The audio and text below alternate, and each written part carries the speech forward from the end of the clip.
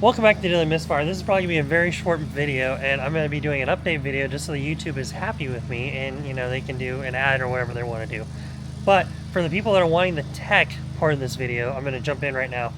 We are doing self-alignment rocker arm adjustment. So this is setting up the valve train for your whatever it is. This could be a flat tappet cam, this could be a hydraulic roller cam. This is not a solid roller or mechanical flat tappet cam thing. You use feelers for those, and we're not doing that. This is, you're using the force, you're going by hand, checking everything over, but it's very simple, it's very easy to do.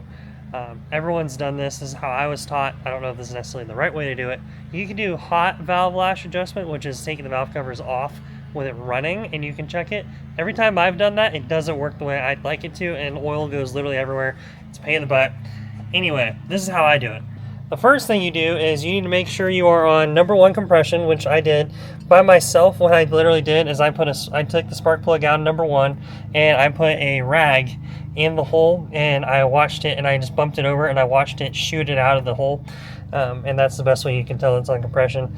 And then I rolled it back to where it needed to be, which is on 0. So there's all the timing marks and everything. I need to make sure it's on top dead center 0. Within plus or minus 2 or 3 degrees, it doesn't really matter at the end of the day. And then what you're going to do is you're going to take both your hands and you're going to spin the push rod like this with your fingers. And you're going to back this guy all the way off, make sure this is loose. What you do is you literally grab the push rod and then you bring this in like that until you physically feel this stop, which means that this is now in contact with the lifter. Everything's touching. It is now completely everything's physically touching each other. And then what you're going to do is you're going to take your wrench. You can do a regular socket wrench, you can do an open end, whatever it is. And then what you're going to do is you're going to go, I need to make sure it's not in loose, but you're going to go quarter turn, half turn, and I'm going to give it a little bit more because I put half in it the last time. So I'm going to go like 5/8 turn is what we're going to do. And then what you do is you get your wrench. With these guys, you get a wrench like this, and now I'm going to set you guys back down for a second. But you get a wrench to where you now that this has the right amount of preload that you want to put in it, which right amount of preload can be anywhere from 1/8 of a turn to, I've heard as much as 1 full turn. I've never gone 1 full turn, but I guess you can go 1 full turn. This is literally, I had them at half turn before, and they're still noisy, and these guys are still loose. Now there could be, and see, that's kind of, I'm trying to get rid of as much of that as possible. So that is tighter than it was. But then what you do is then you grab your Allen and then you bring in the keeper, the little lock right there. And then now that that's contact and it's tight, we're going to back this off all a little bit. We're going to tighten that up a little bit more, and then we're going to bring it all in together, and that's going to lock it completely in right here to where you don't lose that adjustment. And that is tighter than it was. So obviously with rollers, they're going to move, they're going to be a little bit noisier than your average Joe. I'm just trying to get rid of the noise that I know is too loose. So we're going to try that on this one, and I'm going to go through and do all of these. Yeah, I haven't messed with this one yet, and that one's versus, yeah, so it is better. I'm gonna probably go through and check this one again since I was talking when I was doing this, but that's literally how you do it. And then you can, so I've heard both schools of thought again. One, you can do 1 and 6. You can do, what's the next two? There's pairs, because there's the 4 spots in the on the balancer, and it's like 1, 6, I can't remember all of them at the same time. I'll put them all right here. But you can theoretically do those, I think it's like 3 and 5 or whatever it is. You can do the same ones that are on that same pattern. So I could do 6 with that one theoretically. Now, am I going to do it this way? No. I'm going to take the extra time, and I'm going to make sure every single time I go around, I'm going to do the fire order. So it'll be 1, 8, 4, 3, 6, 5, 2 That's the fire order for this. So you make sure that you just do what I just did on that one. You do both of these, then you go to 1, and then you go to 8. So then you do that again, then you do like go to 5, and you just keep, or 4, and you just do that all over. So it's very, very simple. It's not that big of a deal. Everyone makes it into a big of a deal, and it really isn't. You just need to kind of pay attention to what you're doing. Like I said, I'm going to redo that one just to make sure that I'm double checking myself. But yeah, that's how you adjust rockers. That's how I adjust rockers. There's going to be someone in the comments, I'm sure, saying that I'm doing it wrong. And by all means, comment that down below, because I would like to learn if I'm doing something wrong. But I don't think I am. That's what I was taught when I was, growing up. That's how I do it. A lot of people do it. That's how I've been told a lot of people do it. So if you're curious as to how to adjust, that's what you do.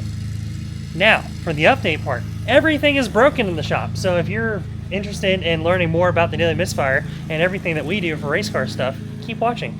If you're wanting just to common sense check what you're wanting to do, you can go now. You're totally allowed to go. Hope that helped you. I'll see you guys later. Hopefully. Please subscribe, because everything getting wrecked is just awesome around here. Starting with the Nova.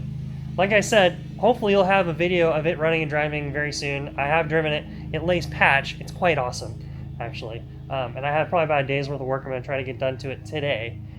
So hopefully I'll get I have to get rocker arms adjusted. We have to tune a little bit more. I have to tighten up the battery. The battery's not tight. We have to tie up the engine bay. I have to make the lockup work. I'm actively looking at my list right there. I got the seatbelt fixed. I have to make steering stops. That's the last thing you're going to see a video on me building steering stops for this. The CPP arms are really, really, really, really good. However, they don't have any kind of steering stop on the bottom, so you get a little more steering angle out of it. However, if you have a deep oil pan for a Nova specific thing, you might have steering leakage hitting the oil pan issues. So I'm addressing that by putting stops. I've lowered a few things. I'll show you how I'm fixing it. So me and the 10 other people that have that issue, hopefully that helps you. In other news, truck stuff. There's 2 trucks sitting right there. One is my wife's Avalanche, that one. It lost reverse, because that's awesome. 4L60 doing 4L slippy things. So we're going to fix that guy. And then my dually, it has gangster lean stuff going on. So I think it's about an inch shorter on, what side is it? I think it's on the driver's side. I think it's an inch shorter because my fat ass is on the right side. So it's sitting, or it's on the driver's side. So it's sagging on one side and it pulls to the right. So I have brand new beady springs in the back of the dually right this minute. So I'm going to hopefully put those on this weekend and get those swapped over, and hopefully it doesn't pull to the right anymore when I fix those, and hopefully it doesn't lean anymore. That would be awesome. All those things would be good. I put new tires on it. It has an alignment, as I've been trying to find why it's been pulling to the right, and I didn't look to the back because I'm stupid. Now I've looked to the back and found that issue, so we're going to fix that. And then once I do that and we have 2 running, functioning hot rod truck and car, and I can drive those, then we can pull the Avalanche in here and I can pull the transmission out. And I'm threatening the idea of pulling the transmission out and rebuilding it myself. Comment below if you think that's a good idea.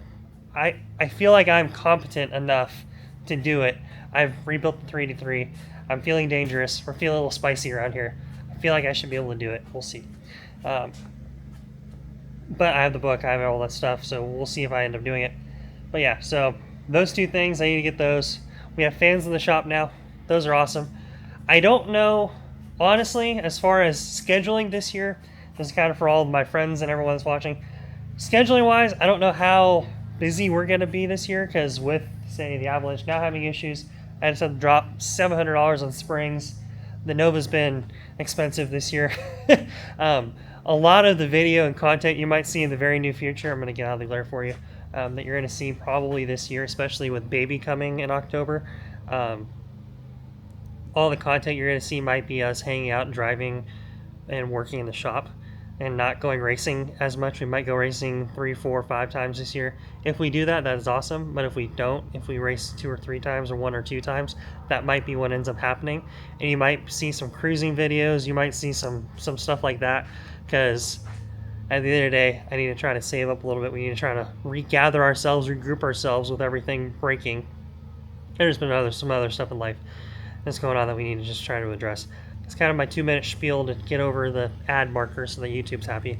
Um, I'll try to give a more in-depth video of everything going on, and I'm trying to talk with a few friends. We're trying to set some stuff up that might be pretty cool in the near future. So be sure to check out and wait for that.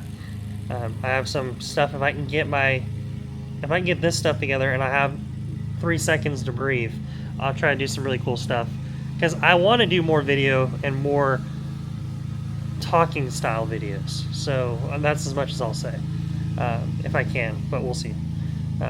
With that, be sure to like and subscribe. Check out the dailymisfire.com for merchandise. There's some pretty cool stuff on there, because everything you do helps us buy transmission parts for the Avalanche. That's kind of where we're at right now. So be sure to check that out. Check out the Daily Misfire on YouTube, on everything, on all platforms, because you'll see the Nova running hopefully very soon. Doing some patch work out on Mexico roads. Yeah, that's a way to say that. I'm tired and exhausted, can you tell? And you'll see the dually hopefully riding straight again and not going to the right and trying to go into the ditch. It yearns for the ditch right now. It's not very good. So with that being said, I'll see you guys later. Have a good weekend.